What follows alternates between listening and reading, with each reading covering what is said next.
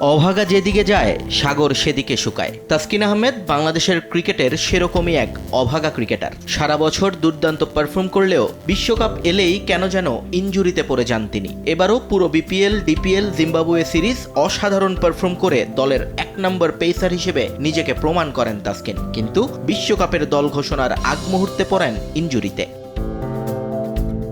তবে এবার ভাগ্য কিছুটা ভালো ঢাকা এক্সপ্রেসের, তাই তো ইনজুর্ড ক্রিকেটারকেও দলের সঙ্গে টেনে নিয়ে যায় বিসিবি। শুধু তাই নয়, প্রথমবারের মতো দায়িত্ব দেয়া হয় সহ অধিনায়কের। এরপর যুক্তরাষ্ট্রে দলের সঙ্গে রেখেই চলে তার চিকিৎসা। সেখানে নতুন করে স্ক্যানও করা হয় তাসকিনের।